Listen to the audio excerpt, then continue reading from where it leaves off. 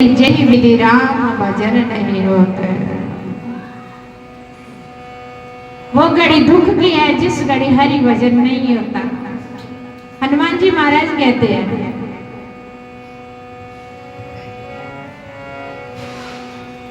एक बार भगवान श्री कृष्ण जी कौरवों के पास गए, क्योंकि भगवान और सतगुरु हर समय अपने शिष्य की तरफ ध्यान होता है।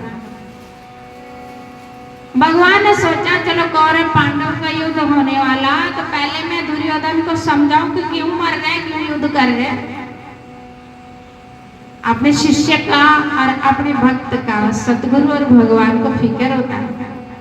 भगवान गए दुर्योधन के पास की पांडव को 5 गांव दे दो, क्यों लड़ रहे, शांति रहो, शांति से आपस में मेल प्रेम से रहो, एक ही परिवार की बात है। लेकिन दुर्योधन कहता कि कृष्ण पांडव को मैं एक सुई की नोक की जगह भी नहीं देता, तुम कहते 5 गांव। भगवान चले गए। भगवान जब विश्राम कर रहे थे तो दुर्योधन चलाक बड़ा था। दुर्योधन ने सोचा कि चलो अब कृष्ण से सहायता लेते हैं। अर्जुन का तो है ही कोई नहीं था, शिष्य का कौन होता, गुरु के सेवा, भगवान के सेवा भक्त का कौन होता। और रोएगा तो भी उसके चरणों में, खुश होगा तो भी उसके चरणों में। भगवान लेट रहे थे, दुर्योधन गया, सिर के पास खड़ा रहा और अर्जुन पहले से गए।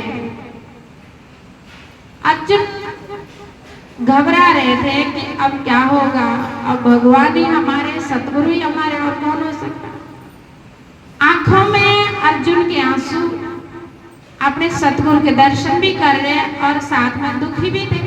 जब अपने शत्रु बन जाते हैं तो दुख भी होता है। भगवान और सिर के पास दुर्योधन खड़ा, सिर के पास दुर्योधन खड़ा। जब वो भगवान की आंखें खोली तो नजर गई पैरों की तरफ, चरणों की तरफ। अर्जुन खड़े और आंखों में आंसू और अर्जुन रो रहे। भगवान ने कहा हो अर्जुन आप कब आए? कहते प्रभु काफी देर से। इतने में पीछे दुर्योधन बोले कृष्ण अर्जुन से पहले मैं आया। भगवान ने कहा लेकिन आप आए भले पहले, लेकिन मैंने देखा अर्जुन को। किस लिए आए अर्जुन, क्या डिमांड है, क्या मांग है? दुर्योधन कहता है कि कृष्ण मांगने का अधिकार पहले मेरा है, पहले मैं आया। भगवान ने कहा भले तुम आए पहले, लेकिन मेरी नजर गई पहले अर्जुन। जो भगवान को याद करते, सतगुरु को याद करते, गुरुमुख गुरु चितवत रहे, जैसे चंद्र चकोर अष्ट पहर निर्गत रहे, श्री गुरु मूरत की। मैं गुरु और शिष्य के बारे में कथा नहीं सुना रही आपको। कथा आपने बड़ी सुंदर है, तक सुनी, इतना टाइम नहीं। आप सोच रहे कि महाराज जी लेट क्यों हो रहे। महाराज जी आज 10-15 दिन हो गए थे तीर्थों में, नेपाल, बड़ी बड़ी दूर हो के आए महाराज जी। 15 दिन से महाराज जी तीर्थ कर रहे हैं। आज सुबह 12 बजे आश्रम पहुंचे तो थोड़ा स्नान करके आराम कर रहे। आ रहे आप चिंता नहीं करना, आना 3 तारीख के लिए उन्होंने रात की ट्रेन की है, रात भर सफर किया गुरु महाराज ने आपकी हमारी खातिर। देखो कितने बदनसीब शिष्य है महाराज जी के जो भी आज आए, और कितने खुश नसीब है आज महाराज जी इतने बड़े तीर्थ करके आए नेपाल, काठमांडू, पशुपति। बहुत अच्छा, आप कितने खुश नसीब हैं। आज जी महाराज जी आपके लिए आए हैं इतनी दूर से, और आज आप दर्शन का लाभ ले रहे। पहला दर्शन आप देखो, बिना हरि कृपा मिलो नहीं संता। ये भी पुण्य की बात होती है। जिन जिन को ऐसे टाइम पे दर्शन होते, समझो कि हमारे पुण्य ज्यादा है। और जो जो ऐसे टाइम से खुंज जाते, समझ लेने के उनके पाप ज्यादा। अभी महाराज महाराज जी पहुंचे ही, स्नान करके आराम करे, 10 मिनट आने वाले, आपको पहले दर्शन देंगे। महाराज जी आज इतनी दूर से आए इस 3 तारीख के लिए, नहीं तो कल भी आ सकते थे। देखो गुरु हमारे लिए कितना कुछ करते हैं और हम क्या करते हैं। हम तो घर से उठ के 2 कदम नहीं आ सकते हैं। कितने बदनसीब हैं हम लोग, कितने पापी हैं हम लोग। बारिश हो रही, अमृत वर्षा हो रही है, लेकिन हमने पात्र उल्टा रखा है। अमृत कहां से भरेगा, घड़ा कहां से भरेगा। तो भगवान ने दुर्योधन से कहा कि ठीक है भाई, बोलो क्या डिमांड है, किस लिए आए। दुर्योधन कहता है कि केशव अब युद्ध तो होना ही है, हमको आपकी मदद चाहिए। ध्यान दे के सुनना थोड़ा, मैं कथा नहीं सुना रही हूँ। बुद्धि अपनी थोड़ी सेंटर में रखना चाहिए शिष्य को हर बार। कई बार खुंज जाते हम लोग, मैं भी खुंज जाते कई बार।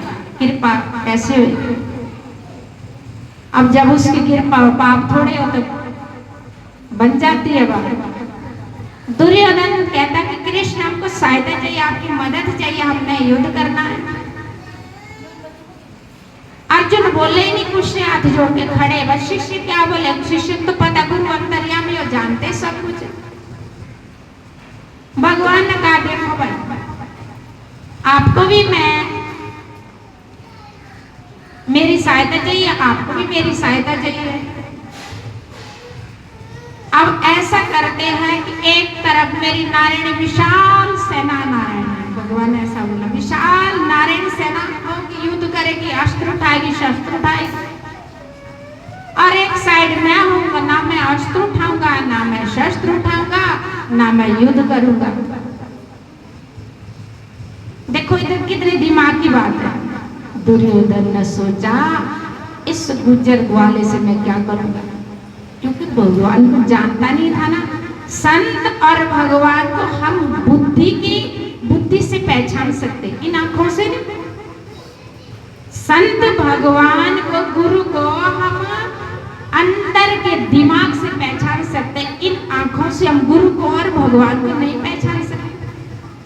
क्योंकि आंखें तो मैली है, जो इन आंखों से संतों को देखिए, इन आंखों के सामने तो कितने पाप है, कितना पाप हम दिन भर करते। आंखों से बुरा देखते, कानों से गंदा सुनते, जिह्वा से निंदा चुगली करते। लेकिन हम बुद्धि द्वारा हम गुरु को पहचान सकते हैं। दुर्योधन अहंकारी था, बेगुरा था। दुर्योधन ने सोचा इस गुज्जर से मैं क्या करूंगा, ना इसका अस्त्र उठाना, ना शस्त्र उठाना, ना। दुर्योधन ने कहा मुझे नारायण सेना चाहिए। और अर्जुन से भगवान ने पूछा, अर्जुन ने कहा गोविंद मुझे आप चाहिए, बस सतगुरु मुझे आप चाहिए। तो सजनों बस भगवान से संत का संग मिले, सत्संग मिले, 2 चीज जीवन में मांगे, बाकी अपने आप परमात्मा देगा। सत्संग और गुरु का संग जीवन में मिलता रहे तो इंसान सुखी, और जीवन में नहीं मिले तो इंसान दुखी। तो आप लोगों को पता कि 5-7 दिन में गुरु पूजा भी आ रही है, सबको पता। और आप देख रहे हैं मंदिर में काम भी लगा, क्योंकि हमारा घर है, हमारा घर भी नहीं, शंकर भगवान आप देख रहे हैं इनका घर है। हम सब शंकर भगवान की संतान है, तो थोड़ा थोड़ा हमारा फर्ज है कि भगवान की हम किसी भी प्रकार सेवा करें, जितना भी यथाशक्ति हमसे हो, क्योंकि हमारा गुरु घर है। शंकर भगवान सब कुछ देते हैं सजनों, और ये उनके लिए कुछ देंगे तो भी हमको देंगे। तो 15-20 दिन से काम चला अंदर, देख रहे हैं आप, थोड़ी थोड़ी सेवा डालना हमारा फर्ज है। तो गुरु पूजा भी आ रही है 5-7 दिन बाद। जो जो हमसे सेवा करना जरूर करना, क्योंकि हमारा फर्ज है, हमारा गुरु घर है। कोई 500, कोई 200, कोई 1000 रुपये, जितनी भी हमारी यथाशक्ति, कोई 100 रुपये, जितना भी हो सके, क्योंकि हमारा फर्ज है कि हमारा भी हिस्सा पड़े भगवान के घर। महाराज जी ने जब पिछली बारी बोला कि मंदिर का काम लगना, तो एक लड़का आया दूसरे दिन महाराज से पूछा, महाराज जी काम कब लगना? हमारे ने कल परसों लगना। अब पता नहीं आए हो कि नहीं आए दोबारा, पर उन्होंने पूछा। देखो घर में यदि कोई बीमार हो जाए गरीब, 10-20 रुपये लगते हैं, पता ही नहीं लगता, क्योंकि लक्ष्मी किसी के पास टिकती नहीं है। उस लक्ष्मी को अच्छी जगह लगाएंगे तो जो घर में धन होगा भी अच्छी जगह लगेगा। कोशिश करना धन में दान करेंगे तो जो घर में धन है वो पवित्र है, वो अच्छी जगह लगेगा। दान करने से धन बढ़ता है, दान करने से धन घटता नहीं है।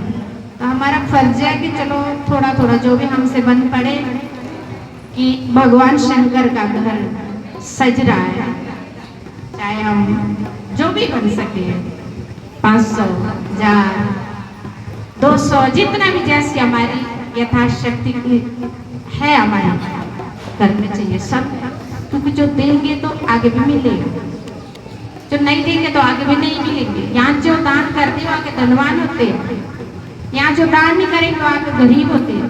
फिर आगे गुरु पूजा, कई लोग स्टाल लगाते हैं, जो जो आपका मन में लगा सकते हैं, क्योंकि हमारा गुरु घर है, हमारा सबसे बड़ा दिन है गुरु पूजा का दिन। उस दिन शिष्य का फर्ज है कि अपने गुरु की पूजा करना और थोड़ा दान भी करना जरूर करना, क्योंकि एक पता नहीं अगले साल के लिए हमने रहना कि नहीं रहना, इसका कोई पता नहीं, इसका कोई पता नहीं अगले साल। और तन से भी सेवा करनी, यहाँ सेवा लगेगी, कल से लगी हुई है, 2-4 दिन से सेवा लगी हुई है। मंदिर साफ करना, इधर सफाई करनी है, और बाहर देखो कितना घास है, लिपाई भी करनी है, यज्ञशाला भी लिपना है। तो सेवा करने के लिए सेवा, शरीर से सेवा करेंगे सज्जनों तो शरीर के रोग कम होंगे, शरीर के रोग दूर होंगे, बीमारियां नहीं होंगी। इस शरीर से सेवा करेंगे, तन से सेवा करेंगे तो तन पवित्र होएगा, धन से सेवा करेंगे धन पवित्र होएगा, अन्न से सेवा करेंगे अन्न पवित्र होएगा। बस जिस भाव से कर सको बन सके करना जरूर। ये मौके होते हैं, अभी हमारे घर में चलती है, कल हमारे नहीं चलेंगे। अभी हमारा शरीर ठीक है, स्वस्थ है, हम कुछ कर पाएंगे सेवा के, साल हम नहीं कर पाएंगे तो घर में रोते रहेंगे। ये मौके होते हैं, तो कल से सेवा में भी आना। जो भी सेवा, देखो बाहर घास कितना सारा घास है, 2-4 दिन रह गए अब, और मंदिर में काम चल रहा है, तो जितना भी हो सके यथाशक्ति सेवा करना जरूर करना। बोलो सच्चिदानंद भगवान की, उमापति महादेव की जय।